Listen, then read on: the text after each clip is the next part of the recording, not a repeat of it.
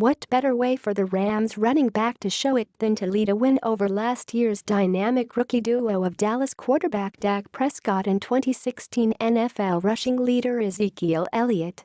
Gurley scored the go-ahead touchdown on a 53-yard catch and run, while generating 215 total yards. Greg Zuerlein kicked a career-high 7 field goals, and the Rams beat the Cowboys 35-30 on Sunday. Gurley finished with 121 yards rushing and 94 receiving as the Rams overcame 2 first-half touchdowns from Elliott the day before a federal appeals court hearing related to the star running back's blocked 6-game suspension over a domestic incident in Ohio. "Me being able to step up takes a lot of stress off everybody, and we obviously have a lot of guys that can do a lot of things. Just being able to have diversity on offense," Gurley said. The Rams, 3-1, rallied from 11 points down late in the first half and matched their start from a year ago. Then they went 1-11 the rest of the way as Goff, the number 1 overall pick, was sitting and later lost the first 7 starts of his career. Goff showed more poise in first-year coach Sean McVay's offense, throwing for 255 yards and 2 touchdowns without an interception. He has 7 TD passes and 1 interception this season. The Cowboys, 2-2, are already a loss shy of their total from last season when Prescott, the 135th pick in Goff's draft, was the NFL Offensive Rookie of the Year for the top-seeded team in the NFC.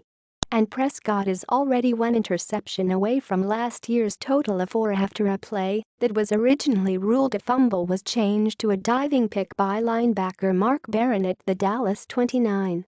Zuerlein's 6th field gave the Rams 19 straight points and a 32-24 lead.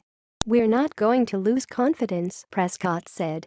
"We feel like we're getting better. Even in a loss, we're going to find a way to get better." At Seattle 46, Indianapolis 18, J.D. McKissic took the second carry of his career 30 yards for a touchdown and Bobby Wagner scooped up Marcus Smith's forced fumble and rumbled 21 yards for a score in a 13-second span late in the third quarter, and the Seahawks beat the Colts. Justin Coleman added a 28-yard interception return for a TD in the first half, and Seattle overcame a sleepy first 30 minutes from its offense to finally put away the Colts. Russell Wilson threw 2 touchdown passes and 2 interceptions, but his most important play was a 23-yard run in the third quarter to give Seattle an 18-15 lead. Adam Vinatieri pulled the Colts even at 18 as the Colts capitalized on Wilson's second interception.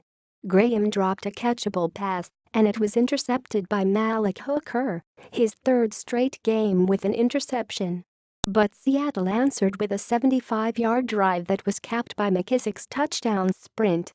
Wilson added TD passes of 6 yards to Luke Wilson and 27 yards to McKissic in the fourth quarter, and the Seahawks outscored Indianapolis 36-3 in the second half. Seattle's win came with a big blow in the final minutes when starting running back Chris Carson sustained a left leg injury. Trainers immediately placed an air cast on Carson's leg, and he was carted off the field. Brissett threw an 18-yard strike to Don Moncrief late in the first half to give the Colts the lead. Brissett was 16 of 29 for 157 yards and was sacked 3 times.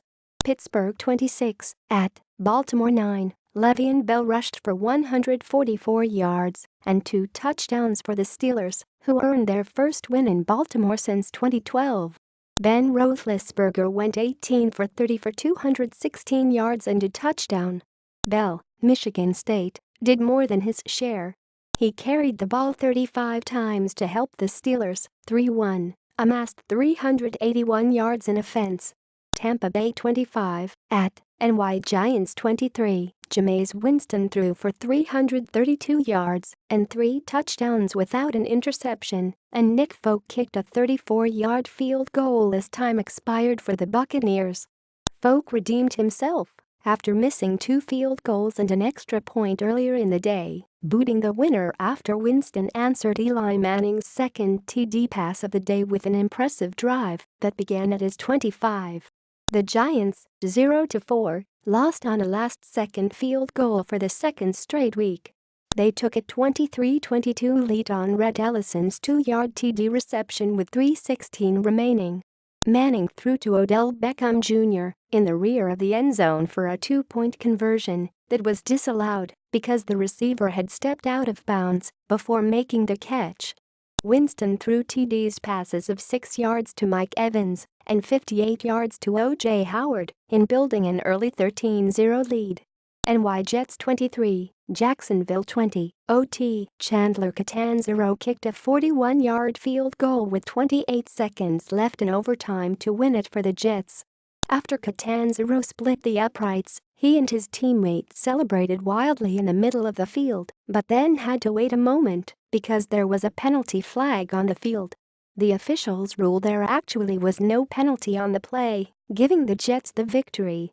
Bilal Powell rushed for a career-high 163 yards, including a 75-yard touchdown, and rookie Elijah McGuire had a 69-yard score and finished with 93 yards rushing for the Jets.